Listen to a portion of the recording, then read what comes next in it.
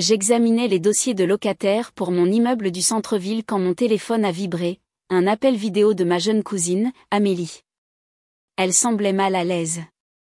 Maëlle, tu regardes la conversation de groupe de la famille? Je l'ai mise en sourdine il y a 6 mois. Pourquoi? Tu dois regarder. Ta mère organise le dîner de dimanche dans ton immeuble et ils sont en train de tout planifier. J'ai réactivé la conversation. Mon écran s'est rempli de messages et de photos prises à l'intérieur de la résidence Sterling, au 84 quai Saint-Antoine.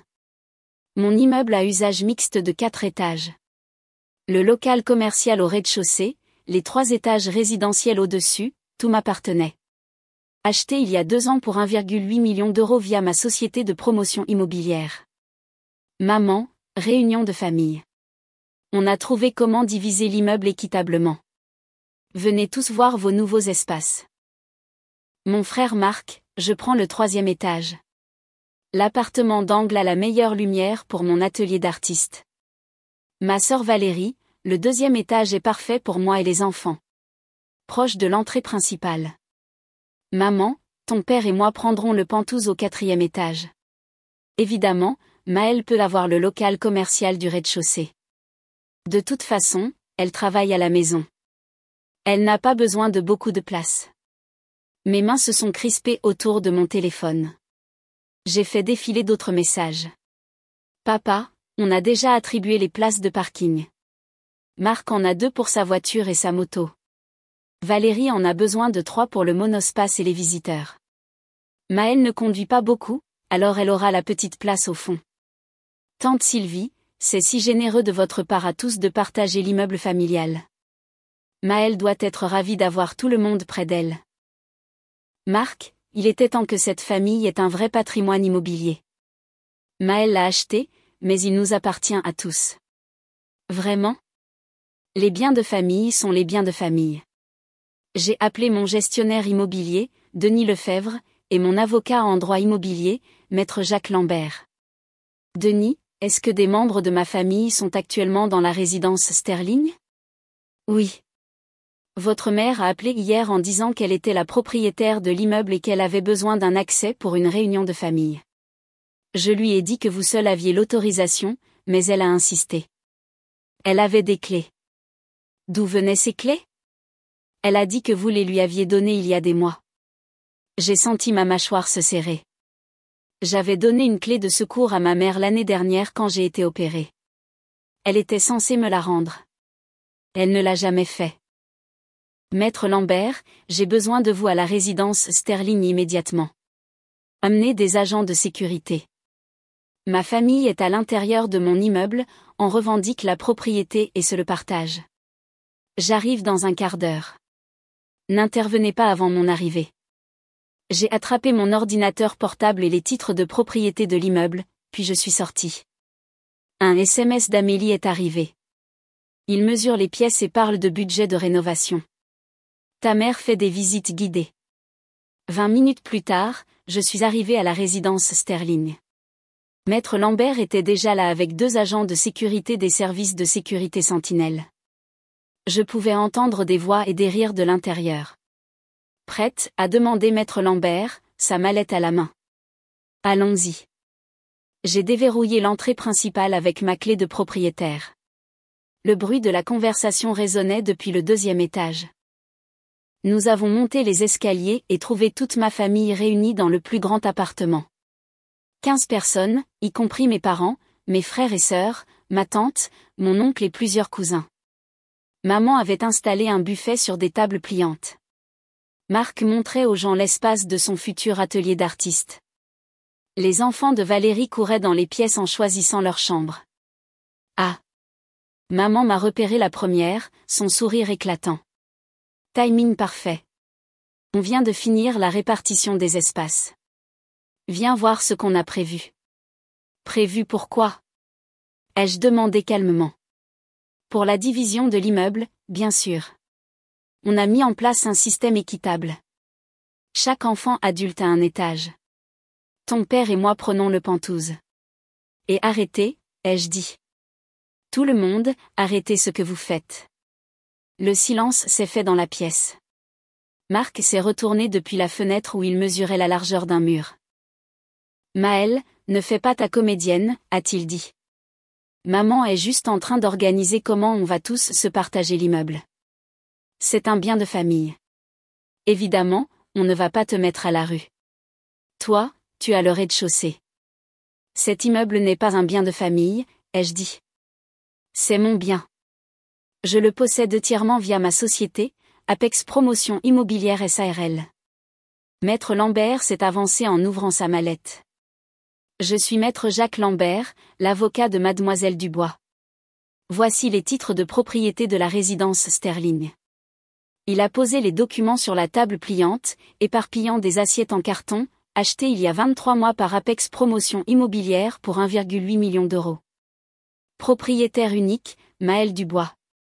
Il n'y a aucun copropriétaire, aucune fiducie familiale, aucune structure de propriété partagée d'aucune sorte. Papa a pris les documents, les parcourant. Mais Maëlle a acheté ça avec l'argent de la famille. Quand on lui a donné 20 000 euros pour le démarrage de son entreprise. Vous m'avez donné 20 000 euros il y a 8 ans quand j'ai lancé ma société de conseil en logiciel, les jeux interrompus. Je vous ai remboursé intégralement en 18 mois, avec les intérêts. J'ai les talons de chèque pour le prouver. Cet argent n'a rien à voir avec cet immeuble, que j'ai acheté avec les bénéfices de ma société de promotion immobilière. Valérie a croisé les bras. Tu n'as jamais dit que tu possédais un immeuble entier. On pensait que tu louais un appartement quelque part. Je vous ai tous invités à l'inauguration de l'immeuble il y a 18 mois. L'invitation disait « Apex Promotion Immobilière présente la résidence Sterling, un projet de Maëlle Dubois. » Personne n'est venu. Vous avez dit que vous aviez mieux à faire que d'assister à mon petit événement de passe-temps immobilier. Maître Lambert a sorti d'autres documents. Mademoiselle Dubois possède 3 propriétés commerciales et 5 immeubles résidentiels dans cette ville. Son portefeuille immobilier est actuellement évalué à 8,3 millions d'euros. Cet immeuble génère 15 000 euros de revenus locatifs mensuels grâce aux locataires du local commercial et à 2 des unités résidentielles. Attends, a dit Marc lentement. Des gens louent ici, vivent ici. Oui, le rez-de-chaussée abrite un café-boutique. L'appartement nord-est du 2e étage est loué à un graphiste. L'unité ouest du 3e étage est louée à un jeune couple. Tous des locataires légaux avec des baux signés. Maman a secoué la tête. Ce n'est pas possible.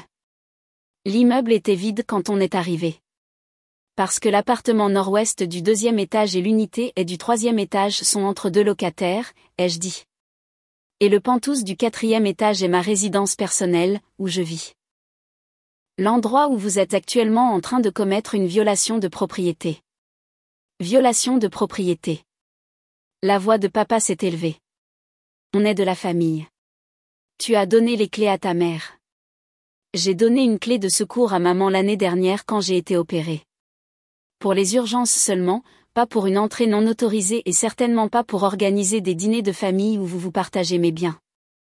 Un des agents de sécurité s'est avancé. Madame, nous sommes prêts à escorter tout le monde dehors si nécessaire. Tante Sylvie semblait mal à l'aise. On devrait peut-être y aller. Ça ressemble à un malentendu. Ce n'est pas un malentendu, a dit maman fermement. Maëlle doit apprendre ce qu'est la famille. Cet immeuble est trop grand pour une seule personne. Elle est égoïste, de tout garder pour elle alors qu'on pourrait tous vivre ici ensemble. L'expression de Maître Lambert s'est durcie. Madame Dubois, votre fille est l'unique propriétaire de cet immeuble. Elle a 3 locataires légaux et y vit elle-même. Elle a tout à fait le droit de déterminer qui occupe sa propriété. Vous n'avez aucune revendication légale sur quelque partie que ce soit de cet immeuble. Mais la famille, ça partage, a protesté Valérie. Maëlle a toujours eu de l'argent. Le moins qu'elle puisse faire, c'est d'aider sa famille. On a des besoins, nous aussi. Quels besoins ? Ai-je demandé. Marc, tu vis dans un 2 pièces que tu ne m'as jamais invité à voir. Tu as dit à maman le mois dernier que tu étais entre 2 opportunités et que tu avais besoin d'argent pour le loyer. Elle t'en a donné ? Marc a détourné le regard. Valérie, tu conduis un SUV flambant neuf et tu viens de rentrer d'une semaine aux Canaries. Tes enfants vont dans une école privée. Papa, tu joues au golf 3 fois par semaine au club privé. Maman, tu as refait toute la décoration de ta maison l'année dernière. Aucun de vous n'est dans le besoin. Vous voulez juste plus et vous avez décidé que mes biens devraient devenir les vôtres. Tu as tellement de choses, a pleuré maman. Plusieurs immeubles. Pourquoi ne peux-tu pas partager? Parce que je l'ai mérité. J'ai bâti ma société de conseil en logiciel à partir de rien. J'ai économisé chaque euro, j'ai appris l'investissement immobilier, j'ai pris des risques calculés et j'ai construit un portefeuille. J'ai fait ça toute seule. Aucun de vous ne m'a aidé. La plupart d'entre vous ne croyaient même pas que j'en étais capable. J'ai sorti mon téléphone, ouvrant d'anciens messages. Voici le SMS d'il y a 2 ans quand je vous ai dit que j'achetais cet immeuble. Marc a écrit, oui, c'est ça, Maëlle. Tu as à peine de quoi payer ton loyer. Valérie a écrit, arrête d'inventer des histoires pour attirer l'attention. Maman, tu as écrit, c'est bien, ma chérie. Dis-nous quand tu auras besoin d'aide pour une vraie planification financière. La pièce était désormais silencieuse, à l'exception des enfants de Valérie qui avaient arrêté de courir et observaient, nerveux. Maître Lambert a sorti un autre document. Ceci est une mise en demeure formelle pour violation de propriété privée. Vous êtes tous par la présente notifiés que vous vous trouvez sur une propriété privée sans autorisation. La sécurité va vous escorter dehors immédiatement. Si l'un de vous revient sans la permission écrite explicite de Mademoiselle Dubois, vous serez arrêté. Tu ne peux pas être sérieuse, a dit papa. On est de la famille. La famille ne s'introduit pas par effraction dans les immeubles des autres pour s'attribuer des appartements, ai-je répondu. La famille ne dénigre pas les réussites des autres pour ensuite essayer de s'approprier les fruits de ces réussites. Marc s'est avancé, en colère. Et alors? Tu vas juste nous mettre tout dehors? Nous humilier devant tout le monde? Vous vous êtes ridiculisé tout seul. Vous êtes entré par effraction dans mon immeuble, vous avez organisé une fête, vous vous êtes partagé des espaces sur lesquels vous n'avez aucun droit, et vous avez dit à toute la famille que vous possédiez des parties de ma propriété. Je ne fais que rétablir la vérité. Les agents de sécurité ont commencé à diriger les gens vers les escaliers. Tante Sylvie a rassemblé ses affaires rapidement, évitant mon regard. Les cousins sont sortis en marmonnant. Les enfants de Valérie semblaient confus tandis qu'elle les pressait. Maman s'est arrêtée à la porte, les larmes aux yeux. Je n'arrive pas à croire que tu fasses ça. À ta propre mère. Je n'arrive pas à croire que tu aies volé mes clés, que tu sois entré par effraction dans mon immeuble et que tu aies essayé de distribuer mes biens. À ta propre fille.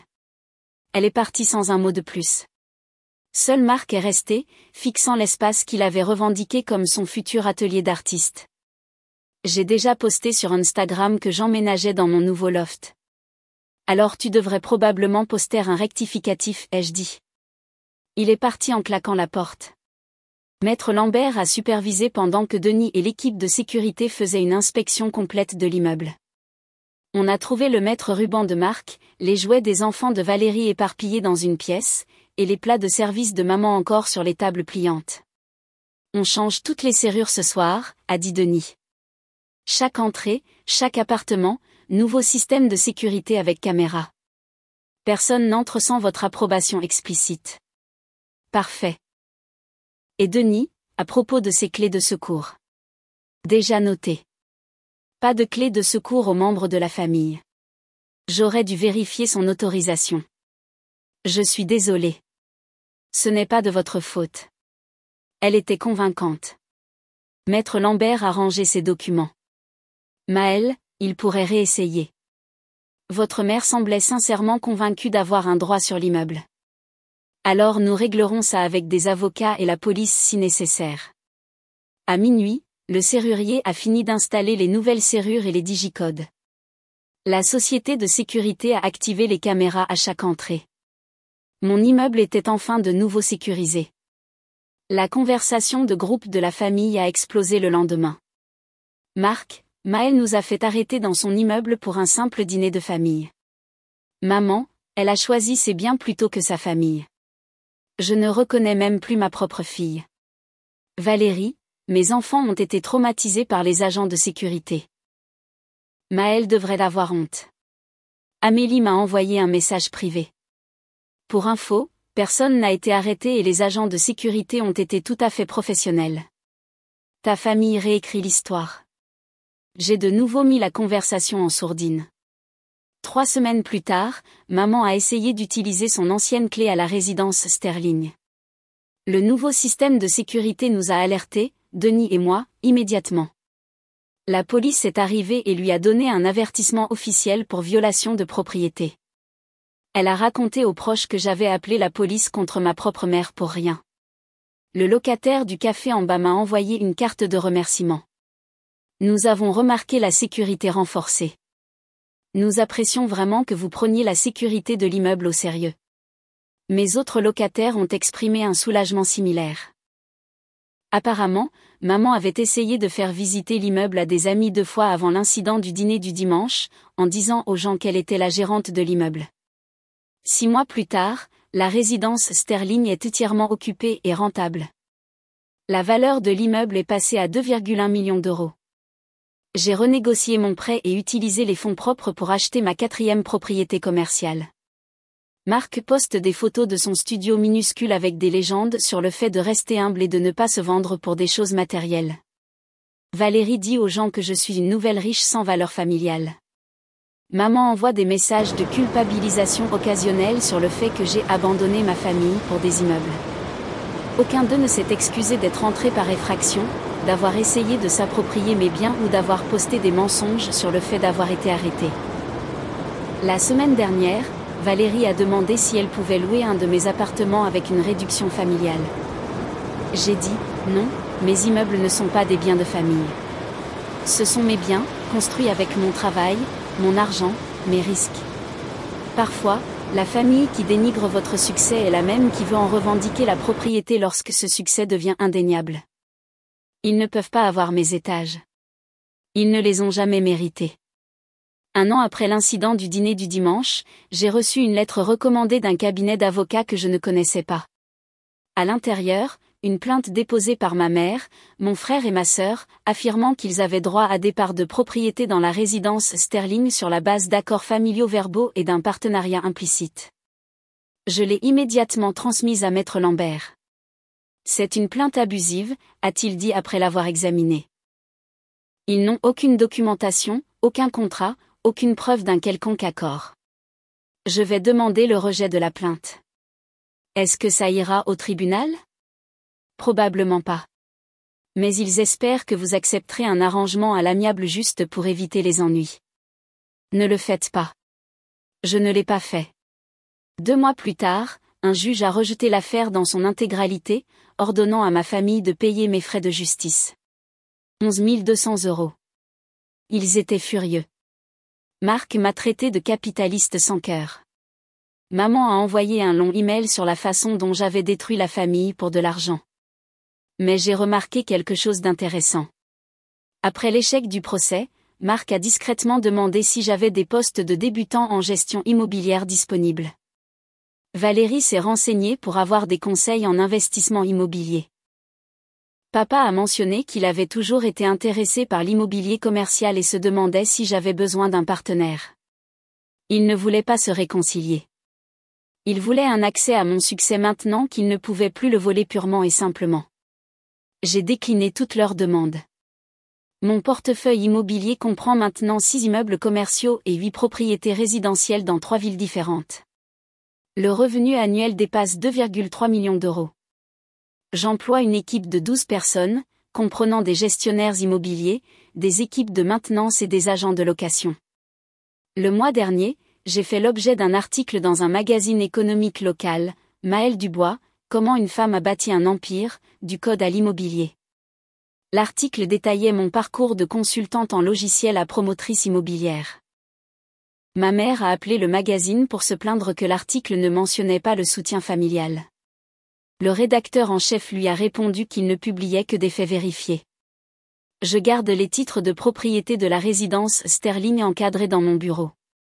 Un rappel que la propriété a un sens. Ce n'est pas juste un nom sur un papier. C'est une responsabilité, un risque, un investissement et du travail. Ma famille voulait les récompenses sans rien de tout cela. Ils ont organisé un dîner du dimanche dans mon immeuble et ont pensé que cela leur donnait droit à des étages, des places de parking et des parts qu'ils n'avaient jamais méritées. Mais les immeubles ne fonctionnent pas comme ça. Le succès ne fonctionne pas comme ça. J'ai changé les serrures à minuit et je n'ai jamais regardé en arrière. Maintenant, quand je me promène dans la résidence Sterling, devant le café florissant, devant les locataires heureux, jusqu'à mon Pentouse avec sa vue sur la ville, je me souviens de ce dîner du dimanche. Je me souviens de ma famille se partageant quelque chose qui n'a jamais été à eux. Et je me souviens que j'ai dit non. Parfois, le mot le plus important en affaires est le même mot dont on a besoin avec sa famille. Des limites. Je possède mes immeubles. Tous. Et aucun dîner du dimanche ne changera jamais ça.